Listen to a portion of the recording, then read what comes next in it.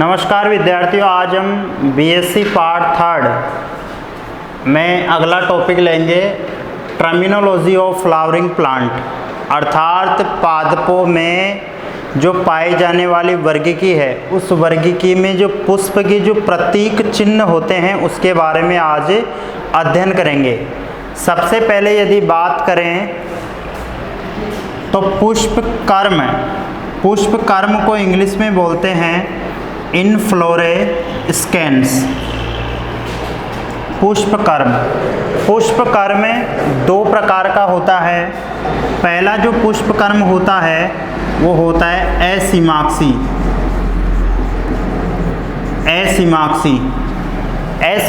पुष्पकर्म ऐसा पुष्पकर्म होता है जिसमें पुष्प एक निश्चित अग्राभिसारी तल में व्यवस्थित हो, उसे एसिमाक्सी पुष्पकर्म कहते हैं। उदाहरण के लिए जैसे सरसों एग्जाम्पल हो जाएगा अग्राभिसारी क्रम में, अग्राभिसारी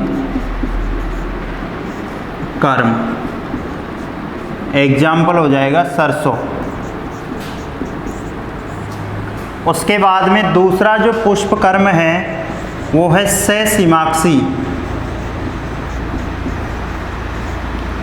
सैसिमाक्सी में जो पुष्प कर्म होता है वो अग्राभिसारी क्रम में व्यवस्थित न होकर के तलाभिसारी क्रम में व्यवस्थित होता है। तलाभिसारी कर्म, उदाहरण के लिए अनेक जैसे मालवेसी कुल है, मालवेसी कुल, ये तो हो गया पुष्प कर्म की बात। उसके बाद में हम बात करेंगे पुष्प। अब पुष्प में क्या है कि पहला जो पुष्प का है वो है पूर्ण। पूर्ण का मतलब होता है कि बाह्य दल, दलपुंज, एंड्रोसियम और गाइनोसियम प्रेजेंट, यानी कि संपूर्ण पुष्प में बाह्य दल, दलपुंज, पुमंग और जायांक ये सभी प्रेजेंट होते हैं, उसको बोलते हैं पूर्ण। एक होता है पुष्प अपूर्ण। अपूर्ण का मतलब होता है कि चाहे उसमें कैलेक्स, कोरोला, एंड्रोसियम, गाइनोसियम इन चारों में से कोई भी यदि एक अंग अनुपस्थित रहेगा तो उसे बोलेंगे अपूर्ण। उसके बाद में बात करेंगे त्रिज्या, उसके बाद में बात करेंगे सहपत्री। सहपत्री का जो प्रतीक है वो है BR। सहपत्री का प्रतीक क्या है? BR।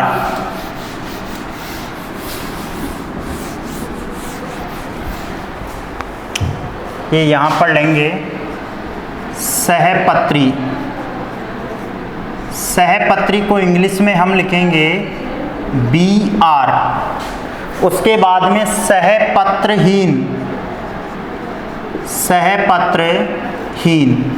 सहपत्रहीन को इंग्लिश में EBR के नाम से बोला जाता है, EBR। उसके बाद में त्रिज्या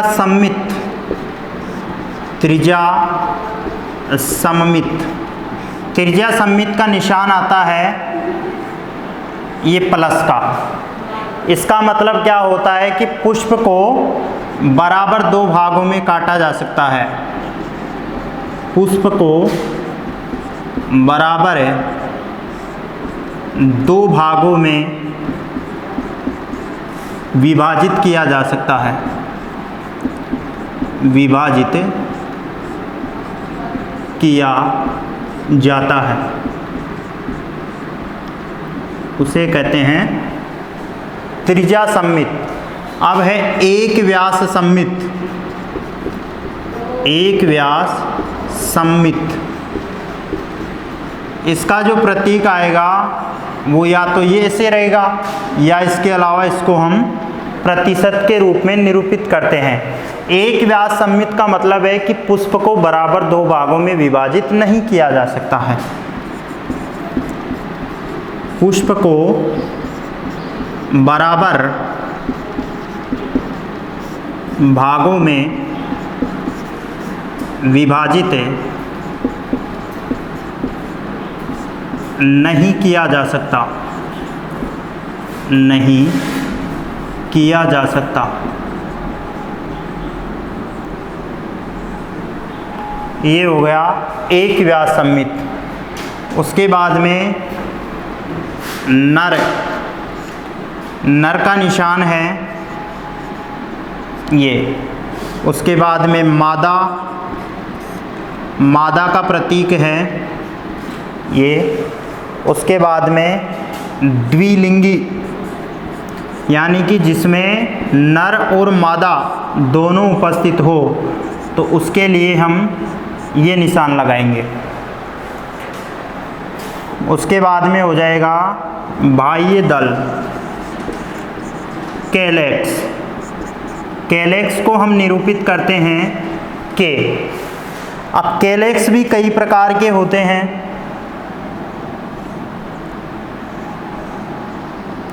ऐसी इनकी आकृति होती है कैलेक्स की। ये जो कैलेक्स होता है, ये होता है स्वतंत्र और कोर स्पर्शी, कोर स्पर्शी। एक होता है यदि ये दोनों सिरे आपस में जुड़े हों,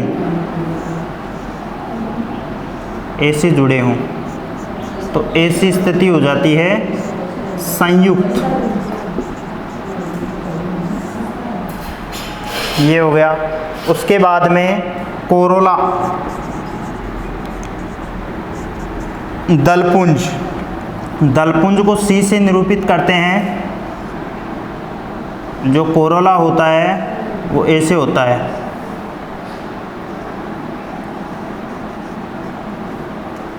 ये भी स्वतंत्र, और यदि ये दोनों जुड़े हुए हों तो इनकी जो पोजीशन है वो ऐसी आएगी, दोनों सिरे जुड़े हों, तो ये हो जाएगा संयुक्त। ये हो गया संयुक्त। उसके बाद में एंड्रोसियम, एंड्रोसियम। एंड्रोसियम में ऐसे निरूपित करते हैं और उसमें पुंकेसरों की गणना करते हैं। ये पुंकेसर होते हैं। और फिर आता है गाइनोसियम। गाइनोसियम में जी, उसमें अंडक की गणना, अंडक की गणना करते हैं। तो इस प्रकार ये पहले बाह्य दल, दलपुंज, पुमंग और जायांग, ये हमने इसका अध्ययन कर लिया है। इसके बाद में हम देखेंगे कि कुछ इनके अलावा भी जो प्रतीक हैं उनके बारे में अध्ययन करेंगे। एक होता है परिदलपुंज, परिदलपुंज, इसको पेरीएंथ बोलते हैं। पेरीएंथ अर्थात कोरोला प्लस कैलेक्स जॉइंट, जो संयुक्त रूप से मिलकर के क्या बनाते हैं, पेरीएंथ बनाते हैं। एक होता है इपिक। इपिक को प्रतीक के रूप में लेते हैं ई, इसको हिंदी में बोलते हैं अनुबाह्य दल, अनुबाह्य दल। ये हो गया। उसके बाद में एक जो निशान आता है वो आता है दल लग्न। दल लग्न का निशान आता है ये आता है। एक आता है परिदल लग्न, इसका निशान भी यह आता है। एक होता है मात्र अक्ष, मात्र अक्ष को इस बिंदु के द्वारा निरूपित किया जाता है। तो ऊर्ध्ववर्ती, ऊर्ध्ववर्ती इसका मतलब होता है अंडाशय से ऊपर एवं अन्य भाग नीचे हो, नीचे हो।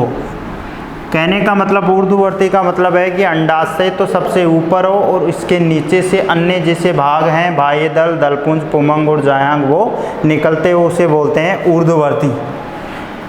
जैसे इसका निशान लगाते हैं जायांग में, ये नीचे लगेगा अगर ऊर्ध्ववर्ती का निशान है। एक होता है अधोवृत्ति, अधोवृत्ति। अधोवृत्ति का मतलब होता है अंडाशय नीचे हो एवं अन्य भाग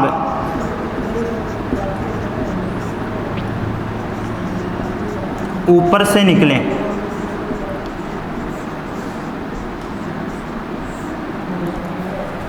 अधोवृत्ति का मतलब है अंडाशय तो हो नीचे एवं अन्य भाग ऊपर से निकले। तो ऐसी सिचुएशन में हम निशान जो लगाते हैं वो हमेशा ऊपर लगता है।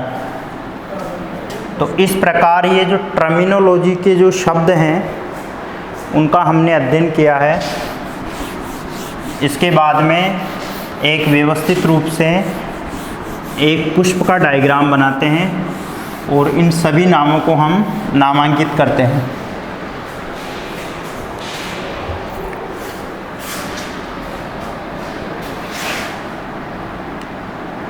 सबसे पहले कोई भी एक पुष्प ले लेते हैं।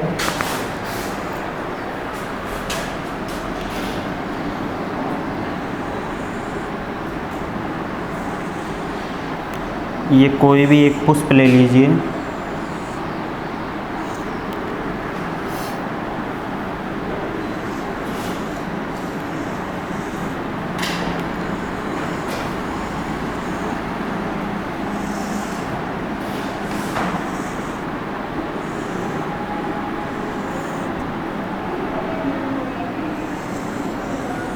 हमने आज जो पुष्प क्रम का जो अध्ययन किया है, पुष्प क्रम में हमने दो प्रकार के पुष्प क्रम बताए थे, असीमाक्षी और सहसीमाक्षी। असीमाक्षी जो पुष्प क्रम था वो अग्राभिसारी तल में व्यवस्थित था और सहसीमाक्षी जो पुष्प क्रम था वो तलाभिसारी क्रम में व्यवस्थित था। उसके बाद में बाह्य दल का अध्ययन किया था और उसके बाद में दलपुंज का अध्ययन किया था। उसके बाद में पुमंग का अध्ययन किया था और उसके बाद में जायांग का अध्ययन किया था।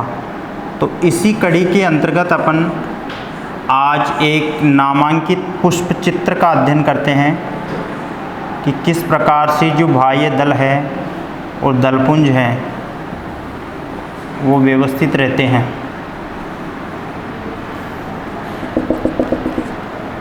ये एक संपूर्ण पुष्पक्रम का रेखांकित डायग्राम बन गया है। उसमें सबसे पहले हम देखते हैं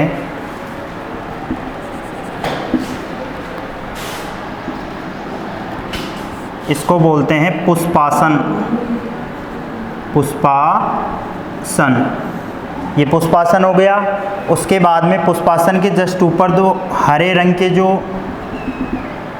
पत्तियों के समान छोटी छोटी जो संरचनाएं पाई जाती है, इनका जो कार्य होता है वो पुष्प के आंतरिक जो अंग होते हैं उनकी रक्षा करने का कार्य होता है, इसको बोलते हैं कैलेक्स, यानी कि बाह्य दल।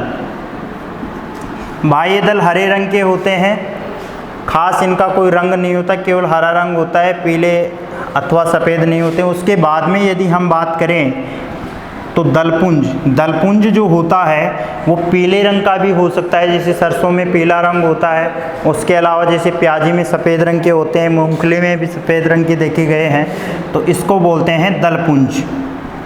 दलपुंज को बोलते हैं कोरोला, हिंदी में बोलते हैं दलपुंज। तो ये जो दलपुंज होता है इसका एक मुख्य कार्य होता है, दलपुंज जो बाहरी जो पराग कीट अर्थात जो पराग कणों को लाने वाले जो कीट होते हैं उनको आकर्षित करते हैं, और इनका खास जो रंग होता है पीला, सफ़ेद, गुलाबी या नीला होता है। इनका मुख्य कार्य क्या है? पराग कीटों को अपनी ओर आकर्षित करना। ये बाह्य दल हो गया, दलपुंज हो गए।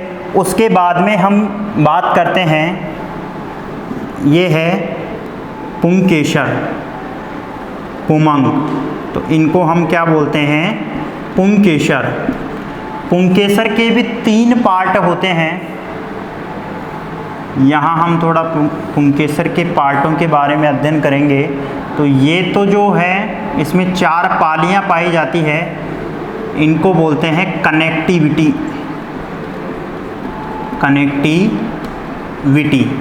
इसको बोलते हैं एंथर, और इसको बोलते हैं फिलामेंट। इनमें केवल जो एंथर जो होता है वो केवल परागण यानी कि जनन प्रक्रिया में भाग लेता है। इसके अलावा जो कनेक्टिविटी है वो इन पालियों को जोड़ने का कार्य करती है, और धागेनुमा जो संरचना फिलामेंट, पूतंतु, ये इसको केवल आधार प्रदान करने का कार्य करती है। इसी प्रकार इसमें जो अंदर की तरफ ये जो है इसको बोलते हैं हम गाइनोसियम को क्या बोलेंगे? जायांग। अब एक संपूर्ण जो जायांग होता है, उस संपूर्ण जायांग की भी जो संरचना होती है वो 3 भागों में बटी होती है। इसको इधर देखते हैं हम, ये ऐसी इसकी संरचना होती है।